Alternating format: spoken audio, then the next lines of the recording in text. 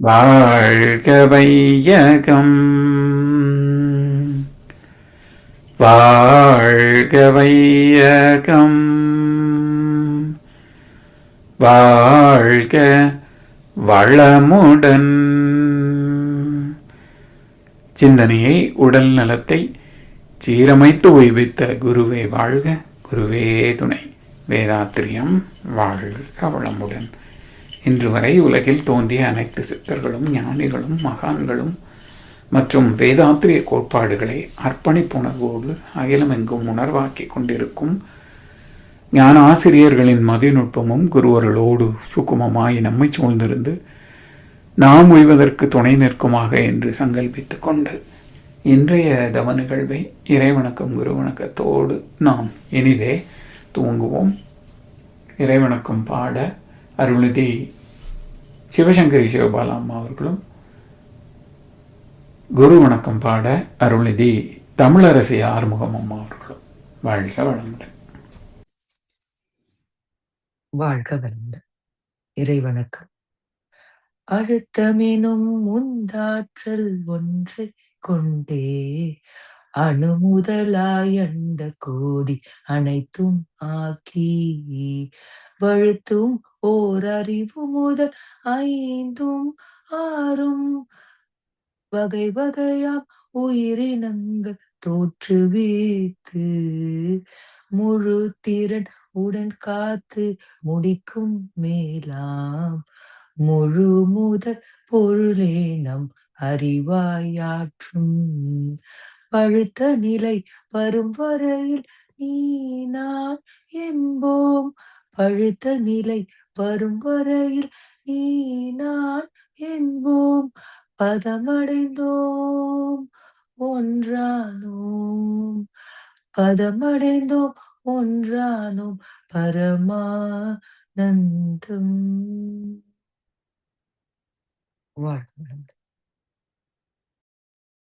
குரு வணக்கம்.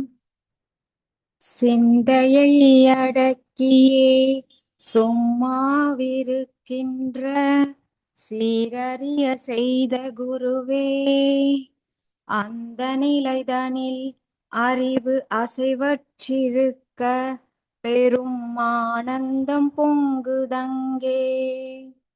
இந்த பெரும் உலகமிசை எடுத்த பல பிறவிகளின் இறுதி பயனாகிய சந்ததமுமெனை மறவாத சாந்த வாழ்வழித்தோய் என் சந்தோஷ செய்தி இதுவே. சந்ததமுமெனை மறவாத சாந்த வாழ்வழித்தோய் என் சந்தோஷ செய்தி இதுவே. வாழ்க வையகம், வாழ்க வளமுடன். வாழ்க குருவே துணை. நன்றிகள் ஐயா. சிறந்த முறையில் இன்றைய தவத்தினை நமக்காக வழி நடத்தி தந்த நமது பேராசிரியர் ஞானாசிரியர் அருள்நிதி ஸ்ரீராம் ஜெயபிரகாஷ் ஐயா அவர்களும் அவரது அன்பு குடும்பத்தினரும் அருட்பேராற்றல் கருணையினால் உடல் நலம், நீளாயுள், நிறை செல்வம், உயர் புகழ், மெய்ஞானம் ஓங்கி வாழ்க வளமுடன், வாழ்க வளமுடன், வாழ்க வளமுடன். நன்றிகள் ஐயா. தொடர்ந்து ஞானமும் வாழ்வும் கவிதை தொகுப்பிலிருந்து இன்றைய கவிக்கு விளக்கம் வழங்கிட நமது மூத்த பேராசிரியர் ஞானாசிரியர் அருள்நிதி பழனிசாமி வேலுசாமி ஐயா அவர்களையும் அன்போடு அழைத்து அமைவோம். வாழ்க வளமுடன் ஐயா. வாழ்க வளமுடன் ஐயா. வாழ்க வையகம், வாழ்க வையகம், வாழ்க வளமுடன். குரு வாழ்க, குருவே துணை. சான்ற பெருமக்களே, ஞானமும் வாழ்வும் கவிதை தொகுப்பின் தொடர் சிந்தனையில் உண்மை உணர்வு பற்றிய கவிதைகளிலே உலகிணைந்த ஆட்சி முறை, கல்வி முறை வேண்டும். இந்த கருத்திலே மேலும் ஒரு கவி. இறைநிலையால் வடிவமைத்து எண்ணற்ற தலைமுறையாய் விந்துநாதம் எனும் கருவின் தொடராக இயங்கி வரும் மதிப்புடைய உடலையும் அவ்விரையாற்றலே பரமாணுவாகி எத்தனையோ பதிவுகள் உள்ளடங்கி இயக்குகின்ற உயிரினங்களில் உயிராய் இயக்கச் சீரால் இறைநிலையே உயிர்களிலே இன்பத் துன்பம் அறிவாயும் ஈங்கி நிற்கும் இரகசியங்களை அறிய தகுதியுள்ள 6வது அறிவாய் உள்ளோம். இறைநிலையும் அதனுடைய ஆற்றலையும் எழும் தோற்றம் விளைவு எல்லாம் எண்ணி எண்ணி இன்புற்றும் இல்லத்தில் கடமை செய்தும் இனிதாய் வாழ்வோம்.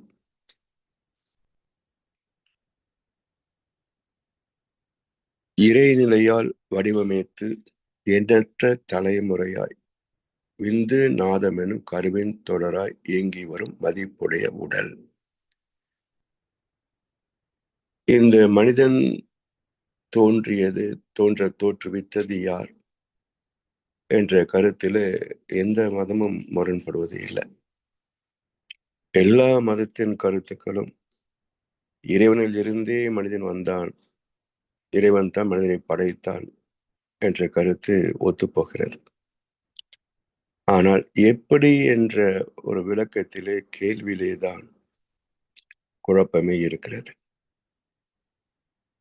இறைவன் படைத்தான் என்ற சொல் அது குழப்பமானது. இறைவனே தரம் மாறினான் என்ற சொல் சற்று விளக்கமானது. பைபிளிலே 6ஆம் நாள் இறைவன் தன்னை போல சாயலோல் ஒன்றை படைக்க விரும்பி அவ்வாறே படைத்து ஆதாம் என்று பெயரிட்டார். அப்ப இறைவன் எங்கோ இருந்து கொண்டு ஒரு மனிதனை படைத்ததாக அங்கே புரியப்படுகிறது. இதுவே இந்து தத்துவத்திலே வருகின்ற போது அவதாரம் என்ற சொல்வார்கள். அவதாரம் என்றால் அவ கூட்டல் தரத்தி என்ற 2 சொற்கள். அவ என்பது மாற்றம், தரத்தி என்பது அதனுடைய தன்மை. அப்ப அவதார் என்றால் ஒன்றே தரம் மாறி இன்னொன்றாக மாறுகிறது என்ற டிரான்ஸ்ஃபர்மேஷன். அப்போ ஒன்றே தரம் மாறி மற்றதாக வருகிறது. இறைவனே தரம் மாறி வந்தான். இதுல என்ன குழப்பம் என்றால் அவதார புருஷர்களே அப்படி வந்தார்கள், மனிதர்கள் அப்படி இல்லை, படைக்கப்படுகிறார்கள் என்று ஒரு குழப்பத்தை உருவாக்கிச்சிட்டார். ஏதோ தெய்வீக பண்பு உள்ளவர் மட்டும் அவதாரங்கள் இல்லை, ஒவ்வொரு உயிரினமும் அவதாரம் தான். அதாவது தன்மை மாற்றம், டிரான்ஸ்ஃபர்மேஷன் அல்லது தன்மை மாற்றம் என்றால் தன்மாற்றம் அல்லது தரமாற்றம், 2 கருத்துக்கள் உண்டு.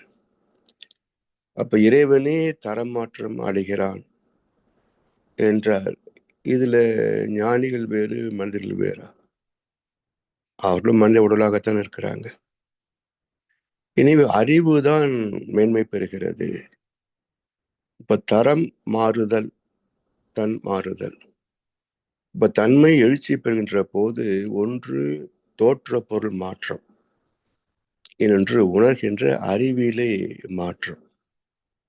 இப்ப தோற்ற பொருள் மாற்றம் இறைத்துகளிலே தொடங்கி பஞ்சபூதங்கள் வரைக்கும் முடிந்தது. அறிவிலே மாற்றம் அதோடு முடிந்து போகல, பஞ்சபூதங்களையும் கடந்து அறிகின்ற சிறப்போடு உயிரினங்களாக பரிணமித்தது. அதிலே உச்சகட்டமாக அறிவையே அறியக்கூடிய சிறப்பாக மெய் அறிவு என்று சொல்லக்கூடிய பகுத்தறிவாக வெளிப்பட்ட முடிவு பெற்ற இடம்தான் மனிதன். இந்த மனிதரிலே யார் அந்த பரிணாமத்தின் நோக்கத்திற்கு ஏற்ப அறிவிலே உயர்ந்து பேரறிவோடு கலந்து மக்களுக்கு வழிகாட்டினார்களோ அவர்களையே அவதார புருஷர்கள் என்று சொல்கின்றோம். அந்த வார்த்தையை பாருங்களேன், அவதார புருஷர்கள். ஏன் அவதார சக்தின்னு சொல்லிக்கலாம் இல்லையா? ஏன் அவதார புருஷர்கள் சொல்றாங்க? தத் புருஷ, இறைவனே அறிவாக இருக்கிறான். அப்ப புருஷ என்பது அறிவு. அவதார புருஷர்கள் என்று சொன்னால் இறைவனிலிருந்து பரிணமித்து வந்த அறிவு. இறைவனையே அறிகின்ற போது அவர்கள் மகா ஆண், மனிதர்களே சிறந்தவர்கள், உயர்ந்தவர்கள், மகா ஆண் என்று சொல்றோம். அதனால் இறைநிலையால் வடிவமைத்து எண்ணற்ற தலைமுறையால். இந்த வடிவமைத்து என்பது இறைவன் எப்படி வடிவமைக்கின்றான்? ஒவ்வொன்றுக்கும் ஒரு ஆதாரம் இருக்கும். இப்போ சமீபத்தில் சொல்லப்பட்ட ஒரு கருத்து பார்த்தீங்கன்னா, ஒரு அமைப்பிலிருந்து வின் எனர்ஜி பார்ட்டிகல் வெளியே வந்தா எப்படி மின்னல் தோன்றுது பாருங்க. அதே போல ஒரு தாவரம் பூமியில வேறு தண்டு பகுதி கிளைகள், இதுவும் அந்த மின்னலும் ஒரே மாதிரி தோற்றத்தில் இருக்கும். அப்ப இதற்கு மூலம் அங்க எலக்ட்ரான்லேயே இருக்கு அந்த ஆற்றல். இப்படித்தான் தாவரம் வளரும் என்பதற்கான அடிப்படை கூறு அந்த எலக்ட்ரான்லேயே இருக்கு. இது யார் அமைத்தார்கள்? ஒன்றும் அமைக்கல. திட்டமிட்டு இறைவன் எதையும் படைக்கல. என திட்டமிடுவதற்கு முதல்ல தேவை இருக்கணும், இரண்டாவது அனுபவங்கள் இருக்கணும், மூன்றாவது அதுக்கான பொருள்கள் இருக்கணும். இந்த மூன்றையும் இணைத்து தானே நாம பிளானிங் ப்ராஜெக்டிங் எல்லாம் பண்றோம். அப்ப இறைவனுக்கு எங்கே பதிவு இருக்க முடியும்? என்ன தேவை இருக்க சொல்லுங்க. இறைவனுக்கு என்ன தேவைங்க? ஒரு தேவையும் கிடையாது. வேண்டுதல் வேண்டாம இயலான். அவனுக்கு என்ன தேவையை வந்துட முடியும்? அதனால் உள்ளது மலர்ந்தது உலகங்களாய் உயிர்களாய். இதுதான் உண்மையான இறைத்தன்மை. உள்ளது மலர்ந்தது உலகங்களாய் உயிர்களாய். என்ன இருந்ததோ அது வெளியே வந்தது. இப்படித்தான் அப்படித்தான் யாரும் திட்டம் போடல. அதனால் அந்த தோற்றங்கள் அனைத்திற்கும் ஒரு இயல்பூக்கம் இருக்கும். எந்தெந்த சூழ்நிலை என்ன வெளிப்படுகிறதோ, எப்படி வெளிப்பட முடியுமோ அப்படிப்படும். இதுல இந்த தோற்றங்கள் வருகின்ற போது பேதங்கள் தவிர்க்க முடியாதது. ஒரு மரத்துல 1,00,000 இலைகள் இருந்தாலும் ஒன்று போல் இன்னொன்று இருக்காது என்பது ஞானத்தின் வெளிப்பாடு. ஓச சொல்லுவார். அது மட்டும் இல்லை, ஏன் இருக்காது என்றால் இறைவனுடைய பரிணாமத்துல டூப்ளிகேஷனே கிடையாதுங்க. டூப்ளிகேஷனே கிடையாது. எல்லாமே யூனிக். ஒன்று போல் இன்னொன்று இருக்காது. அதனால் அதே தன்மை மனிதர்களிலே ஜீவன்களை வருகின்ற போதும் ஒன்று போல் இன்னொன்று இருக்காது. அதுக்கு காரணம் பல்வேறு பதிவுகள், அனுபவங்கள், சூழ்நிலைகள், இப்படி. எனவே இறைநிலையால் வடிவமைத்து எண்ணற்ற தலைமுறையாய். இந்த இடத்துல ஏன் இறைநிலை வடிவமைக்கிறது என்று போட்டோம்னா, நம்ம வந்துட்டோம். எனது தலைப்பு உலகிணைந்த ஆட்சி முறை, கல்வி முறை வேண்டும். அப்ப பரிணாமத்தை பற்றி பேசல. மனிதனாக வந்த பிறகு நாம் எப்படி இறைவனாக மாறுவது என்ற கருத்தை தான் இங்க நம்ம மகிழ்ச்சி கொடுக்கிறாங்க. அதனால் இப்ப நாம் எப்படி வடிவமைக்கப்படுகிறோம்? தாயின் கருவிலே இணைந்தது 2 காந்தலை, தந்தை தாய் உயிர்கள். ஆனா என்ன ஷேப்ல வளரும் என்பதை யார் நிச்சயித்தார்கள்? அந்த பதிவுகளே உருவத்தை நிச்சயிக்கின்றன. அப்போ ஒரு புதிய ஆத்மா உருவாகின்ற போது தாய் பக்கத்துல 7 தலைமுறை, தந்தை பக்கத்துல 7 தலைமுறை, இந்த இரண்டையும் இணைத்து ஒரு புதிய தலைமுறையாக ஒரு ஜீவாத்மா உருவாகுது. அதுல என்னெல்லாம் இருக்குதோ அதுவே உருவமைப்பு, குணம், அறிவில் உயர்வு, கீர்த்தி, உடல் வலிவு, சுகம், செல்வம் என்ற 7 சம்பத்துகளும் அதை சார்ந்ததுதான். அந்த பதிவுகளை சார்ந்ததுதான். அப்ப பதிவுகளை சார்ந்தே இது வெளிப்படுவதனால் வடிவமைத்தல். எனவே இறைநிலையால் வடிவமைத்து எண்ணற்ற தலைமுறையாய். எத்தனை தலைமுறை? ஒரு ஆழ்வார் சொல்வாரு, சிவனுக்கோ ஒரு பிறப்பு, மாலுக்கோ 10 பிறப்பு, என் பிறப்போ என்ன தொகையாதே, அதனால் உங்க 2 பேரை விட நான் தான் என் பெரியவனார். சிவனையும் விஷ்ணுவை விட நான் தான் பெரியவன். ஏன்னா எனக்கு தான் எண்ணற்ற பிறவிகள் இருக்கு, அவதாரங்கள் இருக்கு. அப்போ எண்ணற்ற பிறப்பு தலைமுறை தலைமுறையாக வருதுங்க. அப்ப எங்கே தொடங்கி எது வரைக்கும் வந்திருக்கோம் பாருங்க. அந்த தொடர்ச்சியை தான் கோத்திரம் சொல்லுவாங்க. விஸ்வாமித்திர கோத்திரம்னா எப்போ வாழ்ந்தார், 3500 வருஷத்துக்கு முன்னாடி வாழ்ந்த மகன். அவர் தொடர்ச்சி என்ன சொல்றோம், இன்னாருடைய தொடரிலே நாங்க வந்தோம். அப்ப இந்த கோத்திரத்தில் உள்ளவர்களுக்கு யார் முதல்? விஸ்வாமித்திரர். அங்கிருந்து தொடர்ச்சி வருது. அப்ப எத்தனை தலைமுறை மாறி இருக்கும் 3000 வருஷத்துல பாருங்களேன். இது போல இறைநிலையால் வடிவமைத்து எண்ணற்ற தலைமுறையாய். சரி, எப்படி வருது? எங்கிருந்தோ படைக்கப்பட்டு உள்ள வருதா? இல்ல. அமானுஷ்யமாக யாரும் பிறக்க முடியாது. அது எந்த தத்துவமாக இருந்தாலும். மகாபாரதத்துல சூரியன் நினைச்சாங்க, கர்ணன் பிறந்தான். பைபிள்ல கன்னி மேரிக்கு இயேசு பிறந்தார். ரெண்டுமே சாத்தியம் கிடையாது. சொல்லப்பட்ட அர்த்தம் வேற. நீ சொன்னா ஏத்துக்க மாட்டாங்க. அதனால் இது எப்படி வருகிறது என்றால், தலைமுறை தலைமுறையாக விந்து நாதம், ஆண் பெண் சேர்க்கை இல்லாமல் ஒன்று பிறக்காதுங்க. ஒரு புல்லிருந்து புல் பிறக்கிறது இல்லை, அது பஞ்சபூதங்களிலிருந்து பிறக்குது. அதுல சில வகை பொருட்கள் தொடர்ந்து அப்படியே ஊர்ந்து கொண்டே போகும். சில பொருட்கள் கொத்து கொத்தாதான் உருவாகும். அப்ப எங்க விதை? அதுக்கு பஞ்சபூதங்களின் எழுச்சியே சத்து மண்ணில இருந்து புல் உருவாகும். அது போல ஒவ்வொன்றுக்கும் ஒரு நிலை. ஒரு செடி எடுத்துக்கொள்ளுங்களேன், விதையிலிருந்து வருவதும் உண்டு, ஒரு கிளையை ஒடிச்சு வச்சா வர்றதும் உண்டு, ஒரு இலையை வச்சாலும் வரும். எத்தனை வகையோ அதுக்கு. எங்கே தன்னுடைய சந்ததியை சேமித்து வைத்துக் கொள்ள வேண்டும் என்ற உணர்வு தேவை வருகிறதோ அது தகுந்தாற் போல தாவரங்கள் சேமித்துக் கொள்ளும்.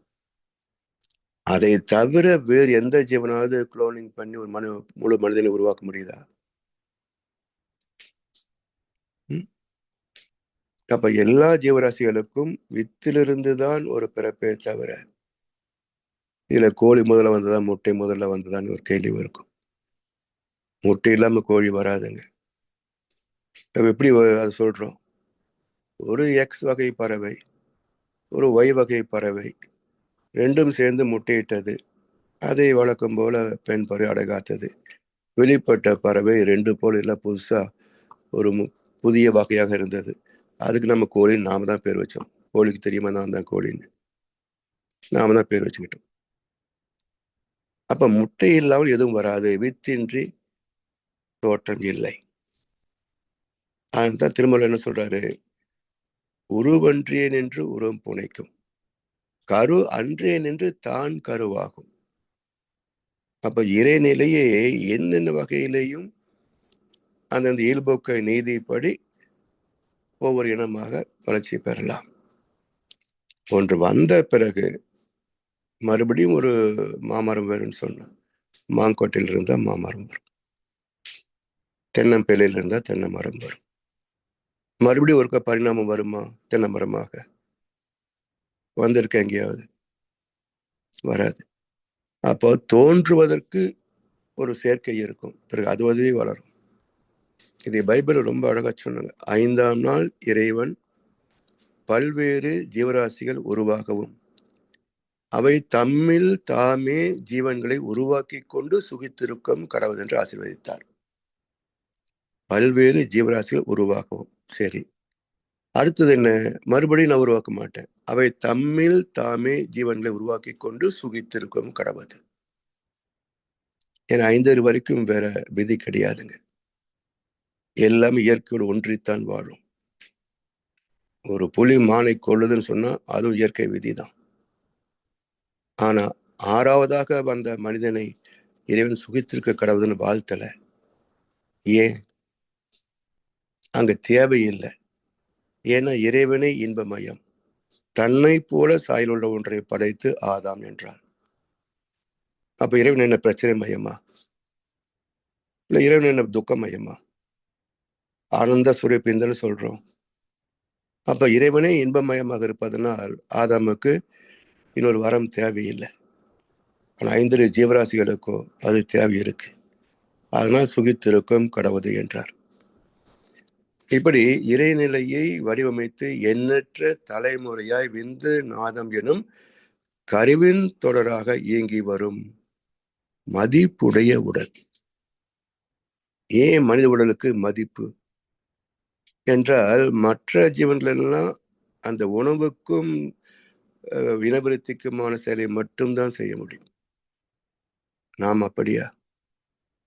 எத்தனை வகையான வசதிகள் தோற்ற பொருட்களை உருவாக்கி இருக்கிறோம். எத்தனை வசதிகள். அதுவும் இந்த சீனாக்காரனுக்கு இருக்க மூளை, நாம பூண்டு இருக்கிறது கூட அவங்க ஒரு கருவியை கண்டுபிடிச்சு வச்சிருக்கிறான். நாம் என்னெல்லாம் செயல் செய்கிறோமோ அதையெல்லாம் அவன் சிந்திச்சு பார்த்து ஒரு கருவியை உருவாக்குறான். அப்ப எவ்வளவு மூளை திறமை இருக்கு பாருங்க. அப்ப எத்தனை பொருட்களை வசதியில் நம்ம உருவாக்கி வச்சிருக்கிறோம். அதனால் இது மதிப்புடைய உருவம். மனித உடல் என்பது அவ்வளவு லேசானது இல்லை. அவை என்ன சொன்னாங்க? அரிது அரிது மாடராய் பிறத்தல் அரிது. அவ்வளவு மதிப்புடைய உடல் இது. எனவே மதிப்புடைய உடலையும் அவ்விரையாற்றலே பரமணுவாகி எத்தனையோ பதிவுகளை உள்ளடக்கி. பரமாணுவுல என்ன பதிவு இருக்குங்க? இறை துகளில என்ன பதிவு இருக்கு? அது சுழல்கிறது, அவ்வளவுதான். அதனால் எழுச்சி பெற்ற அத்தனைக்கும் அதுதான் மூலம் இல்லையா? அது மட்டும் இல்லை. இப்ப 1 to 100 சொல்றோம். 100ன்னு சொன்ன அந்த ஜோக் சொல்லுவானே, சிக்கன் 65ல எங்க 65 கோழி இருக்குன்னு கேட்டேன்னு. அப்ப 65க்குள்ள 64 சேர்ந்து இருக்குல்ல, அதுவோட ஒன்று சேர்ந்ததுன்னு 65. அது போல மனித ஆத்மா என்று சொன்னால் இறைத்துகளின் வளர்ச்சி தானே ஆத்மா. அதனால் அத்தனை பதிவுகளும் பரமானவே மூலம். அதுவே விண்ணாச்சு, அதுவே உயிராச்சு, அதுவே பதிகிறது. அதனால் உடல் அவ்விரையாற்றலே பரமாணுவாகி எத்தனையோ பதிவுகள் உள்ளடக்கி இயங்குகின்ற உயிரினங்களில் உயிராய் இயக்க சீராய் இயங்குகின்ற உயிரினங்களில், பஞ்சபூதங்களிலே மட்டுமல்ல, ஜீவன்களிலே உயிராய் இயக்க சீராய். உயிராகவும் இருக்குது. அந்த உயிருக்கு இயக்க சீர்மை இருக்குது. எப்படி? இப்போ சாதாரண மனிதன் ஒரு 10 கிலோ எடையை தூக்கணும்னு சொன்னா, தூக்கி நடக்கணும்னு சொன்னா, இந்த கை அந்த கை மாத்தி மாத்தி மாத்தி மாத்தி தான் எடுத்துட்டு வர்றாரு. அது எடை தூக்குகின்ற போட்டி. 600 பவுண்டு தூக்குறாரு ஒருத்தர். நீயும் மனுஷன் நானும் மனுஷன், தள்ளையா நான் தூக்குறேன் அப்படின்னு முயற்சி பண்ணா என்ன ஆகும்? அப்ப உயிர் தான் 2 பேர்கிட்டே இருக்கு, உடம்பு தான் இருக்குது. இது 10 கிலோ அவசரப்படுது, அது 400 கிலோ தூக்குது. அப்ப எது தூக்குகிறது? அப்ப உயிரின் திணிவிலே பேதம், உயிரின் இயக்கத்திலே பேதம். அப்படி உயிராய் இயக்க சீராய் இறைநிலையே உயிர்களிலே இன்பம் துன்பம் அறிவாயும். இயக்கம் மட்டுமா? அதுக்கு விலை வருமே. தூக்க முடியலன்னா வருத்தம், ஐயோ தோத்து போயிட்டுமேனு. தூக்கிட்டா வென்று விட்டோம் பெருமை. அப்ப அந்த செயலுக்கு தக்க விளைவு, இன்பம் துன்பம் அமைதி பேரின்பம். இந்த 4 வகை விளைவுகள் அறிவு உணர்கிறது இல்ல, மனம் உணர்கிறது இல்லையா? அதனால் இயங்குகின்ற உயிரினங்களில் உயிராய் இயக்க சீராய் இறைநிலையே உயிர்களிலே இன்பம் துன்பம் அறிவாயும் இயங்கி நிற்கும். ஏன்னா இன்பமாக துன்பமாக எது மாறுகிறது, எது உணர்கிறது, எது உணர்கிறது? இப்போ ஒரு வீட்டுல ஒருத்தர் காலமாயிட்டார், ஒரு 3 வயசு குழந்தை அங்க இருக்கு, மற்ற வயதிலே உறவினர்கள் எல்லாம் இருக்கிறாங்க. அந்த 3 வயசு குழந்தை அழுதா அது பாட்டுக்கு ஹாப்பியா இருக்குதா பாருங்களேன். ஒரே குடும்பம், ஒரே இழப்பு, மற்றவங்களும் அழுகுறாங்க, இந்த குழந்தை அதன் இயல்பிலே ஆனந்தமா இருக்கு. என்ன நடக்குதுன்னு தெரியாது. அப்ப எது காரணம்? அனுபவங்களே காரணம், வளர்ச்சியே காரணம். அப்ப வளர வளர அனுபவங்களால் போர்த்தப்படுகிறோம். இந்த ஆத்மா அனுபவங்களால் போர்த்தப்படுகிறது.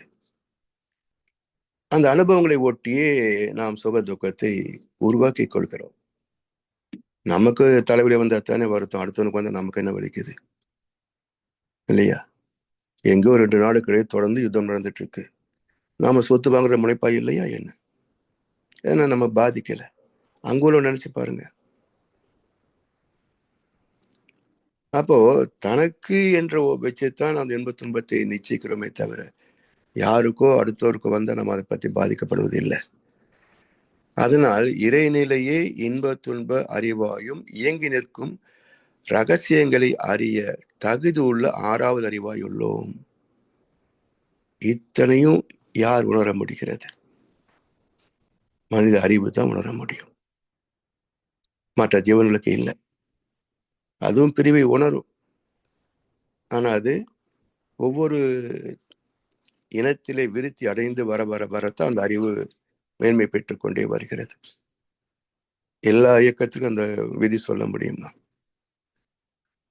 அது போல இறைநிலையே அதனுடைய ஆற்றலையும் எழும் தோற்றம் விளைவு எல்லாம் எண்ணி எண்ணி இன்புறும் இல்லறத்தில் கடமை செய்து இனிதாய் வாழ்வோம். வலியோடு வாழ்வதா? சுகமாக வாழ்வது தானே பிறவை நோக்கம், பரிணாமத்தின் நோக்கமே அதுதானே. எல்லா வகையிலும் நிறைவாக வாழ்வதற்குத்தானே மனிதன் பகுத்தறிவாக முடிவு பெற்றான். அதை மறந்துவிட்டு அதே விலங்கின பதிவிலேயே மல்டிப்ளிகேஷன் பெருக்கிக் கொள்கிறோம். எந்தெந்த வகையிலே எல்லாம் நாமளே எடுத்துக்க முடியும், அதுக்கு திறமைன்னு ஒரு பேரு. அந்த திறமையே திருடுவதிலும் திறமை தான், அவனை சும்மாவா திருட முடியும்? ஏமாற்றுவதும் திறமை தான், சும்மா ஏமாத்திட முடியுமா?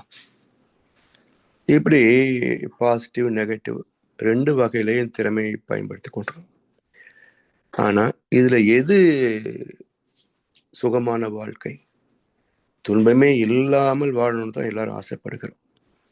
அது ஒரு தலைமுறை இல்லை, 7 தலைமுறைகளும் சுகமா இருக்கணும்னு தான் ஒவ்வொரு மனுஷனும் ஆசைப்படுறான். ஆனா என்ன ஒரு தவறான புரிதல் அப்படின்னா, சொத்து சேர்த்து வச்சுட்டா சுகமா இருப்பான்னு நினைக்கிறாங்க. சொத்து சேர்த்து வச்சுட்டா சுகமா இருப்பாங்க அப்படின்னு நினைக்கிறான். சொத்து சேர்க்கணும் தான், அந்த சொத்துக்கு பேரு பணம் அல்ல, புண்ணியம். அப்போ ஒரு மனிதன் எதை சேர்த்து வைத்தால் சந்ததிகளும் நிறைவாக சிக்கல் இன்றி வழியின்றி வாழுமோ அதுக்கு பேர் தான் புண்ணியம், புண்ணிய கணக்கு. அப்ப அந்த புண்ணியத்தை எப்படி செய்வது? அற்றார் அழி பசி தீர்த்தல், அஃது ஒருவன் பெற்றான் பொருள் வைப்பொழி. இன்னொரு ஜீவனின் இன்னொரு மனிதன் துன்பத்தை நீக்குவதே அறம். அறத்தின் முதல் கோட்பாடு ஈகைதானே, இன்னொரு ஜீவனின் துன்பத்தை நீக்குவது. அப்ப துன்பத்தை நீக்குகின்ற போது சுகப்படுகின்ற அந்த ஜீவன் அவருடைய உணர்விலே அறிவிலே ஏற்படுகின்ற ஒரு நன்றி உணர்வு, வாயால் சொல்ல வேண்டியதில்லை தேங்க்ஸ்ன்னு, அவருடைய உணர்வே நமக்கு வெளிப்படுத்திவிடும். அந்த உணர்வே நம்முடைய வாழ்க்கைக்கு ஒரு அரணாக பாதுகாப்பாக அமையும். அதனால் உள்ளதை சொல்லி நல்லதை செய்து, உள்ளதை சொல்வேன் நல்லதை செய்வேன், வேறொன்றும் தெரியாது. உள்ளத்தில் இருப்பதை வார்த்தையில் மறைக்கும் கபடம் புரியாதுன்னார். அது போல எதையும் நல்லதா செய்துட்டு போவோம், மனசுல அடுத்தவனுக்கு எடுக்கணும் பண்ணணுன்ற கபடம் வேண்டியதில்லை. இந்த வாழ்க்கையே அறம் சார்ந்த வாழ்க்கை. அறம் சார்ந்த பிறகு வேற என்ன பாதுகாப்பு? அதனால அறத்தை பின்பற்றிவிட்டால் மற்ற அனைத்தும் நீர பிற, மற்ற எல்லா பாதுகாப்பும் அவசியமற்றவாகிவிடுகிறது என்கிறார் வள்ளுவர். அதனால் அதை செய்து இனிதாய வாழ்வதற்கான ஒரு படித்தளமே நம் கடமை, அறவாழ்வின் நாட்டத்தை சிறக்கட்டும் என்று ஒற்றை வழிகாட்டுகின்ற ஞானப்பாதை உணர்ந்து பயன்கொள்ளும் என்று சொல்லி வாய்ப்பளித்த சிவமெடுத்த அனைவருக்கும் நன்றி பாராட்டி இந்த உரையை நெரிசுகின்றோம். வாழ்வளமுடன், வாழ்வளமுடன், வாழ்க வையம். வாழ்க வளமுடன் ஐயா. வாழ்க வளமுடன் ஐயா. அருமையான கவி, சிறந்த விளக்கம். தொடர்ந்து மகான் கவிகளுக்கு சிறப்பாக விளக்கங்கள் வழங்கி நம்மை சீராக வழி நடத்தி கொண்டிருக்கும் மூத்த பேராசிரியர் ஞானாசிரியர் அருள்நிதி பழனிசாமி வேலுசாமி ஐயா அவர்களும் அவர்தம் அன்பு குடும்பத்தினரும் அருட்பேராற்றல் கருணையினால் உடல் நலம், நீளாயுள், நிறை செல்வம், உயர் புகழ், மெய்ஞானம் ஓங்கி வாழ்க வளமுடன், வாழ்க வளமுடன், வாழ்க வளமுடன். நன்றிகள் ஐயா. நன்றி ஐயா. வாழ்க வளமுடன், வாழ்க வளமுடன். பாடல்கள் பாடி நிறைவு செய்யும் தருணம். வேதாத்திரிய பாடல் பாட அருள்நிதி ஜானகிராமன் ஐயா அவர்களும், பிரம்மஞான கவி பாட அருள்நிதி சாந்தி சுந்தரம் அம்மா அவர்களும், உலக நல வாழ்த்து பாட அருள்நிதி சூர்யா ஜெயமணி அம்மா அவர்களும். வாழ்க வையகம், வாழ்க வையகம், வாழ்க வளமுடன். வேதாத்திரிய பாடல்.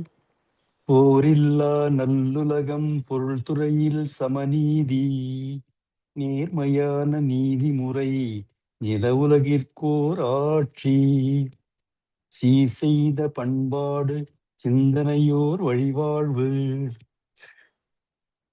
சிறப்பமைந்த பெண்மதிப்பு, தெய்வ நீதி வழிவாழ்தல், தேர் திருவிழா தவிர்த்தல், சிறுவர்கட்கே விளையாட்டு, செயல் விளைவு உணர்கல்வி, சீர்காந்த நிலை விளக்கம், பார் முழுதும் உணவு நீர் பொதுவாக்கல், பல மதங்கள் பல கடவுள் பழக்கம், ஒழித்துண்மை ஒன்றை தேர்ந்திடுதல், பல மதங்கள் பல கடவுள் பழக்கம், ஒழித்துண்மை ஒன்றை தேர்ந்திடுதல்.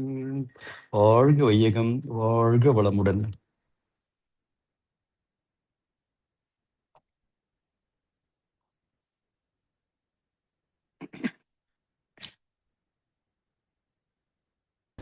வாழ்க வளமுடன். பிரம்மஞான கவி பாட அருள்நிதி சாந்தி கண்ணன் அம்மா அவர்கள். வாழ்க வளமுடன்ங்கம்மா. வாழ்க வளமுடன். வாழ்க வளமுடன் ஐயா. பாடுங்க பாடுங்க பாடுங்க. இறைவெளியே தன்னிருக்க சூழ்ந்தழுத்தும் ஆற்றல், இதன் திணிவு மடிப்பு வில சுழலும் நுண்விண்ணாம், நிறைவெளியில் விண் சுழல நெருக்குகின்ற உரசல், நிலைவெளியில் எழுப்புகின்ற நேரலைகள் காந்தமாம், மறைபொருளாம் காந்தம் தன் மாத்திரைகள் ஐவகை, மழைக்காதீர் விண்கூட்டம் மாபூதம் ஐந்துமாம், முறையாய் அக்காந்த அலை மனமாம் உயிர் உடல்களில், மதி உயர்ந்து உண்மை பெற மா பிரம்ம ஞானமாம், மா பிரம்ம ஞானமாம். நன்றி ஐயா. வாழ்க வளமுடன். வாழ்க வளமுடன். உலக நல வாழ்த்து. உலகமெல்லாம் பருவமழை ஒத்தபடி பெய்யட்டும், உழவரெல்லாம் தானியத்தை உவப்புடனே பெருக்கட்டும், பல தொழில்கள் புரிகின்ற பாட்டாளி உயரட்டும், பகுத்துணர்வில் தொகுத்துணர்வு பண்பாட்டை உயர்த்தட்டும், கழகங்கள் போட்டி பகை கடந்தாட்சி நடக்கட்டும், கல்லாமை கடன் வறுமை களங்கங்கள் மறையட்டும், நலவாழ்வை அளிக்கும் மெய்ஞான ஒளி வீசட்டும், நம் கடமை அறவாழ்வின் நாட்டத்தே சிறக்கட்டும், நம் கடமை அறவாழ்வின் நாட்டத்தே சிறக்கட்டும். வாழ்க வையகம், வாழ்க வையகம், வாழ்க வளமுடன். நன்றி. வாழ்க வளமுடன் ஐயா. வாழ்க வளமுடன். இன்றைய தவத்தில் கலந்து கொண்ட நண்பர்கள் தவத்தை வழிநடத்திய நட்சத்திர பெயர் பாடல் படியாளர் வாழ்க வளமுடன். அவர்களை நம்பிக்கொண்டோம். அவர்களை உடல் நலப்பாத வளப்பொருள் வளப்பருள் தந்து ஆன்மீக தொண்டு. வாழ்க வளமுடன். வாழ்க வளமுடன். வாழ்க வளமுடன். இத்துடன் காலகாலம் மகிழ்வோடும் நிகழ்வோடும் பெரிதை நிறைவு பெறுகிறது. இறையருள் ஒருவருள் நம் அனைவரையும் எப்பொழுதும் சூழ்ந்திருந்து நம்ம இந்த இறைநிலை உணர் பயணத்தில் சிறந்த முறையிலே வழிநடத்தட்டும் என அனைவரையும் வாழ்த்து வழங்கி நன்றி கூறி அமைக்கிறோம். வாழ்க வையகம், வாழ்க வையகம், வாழ்க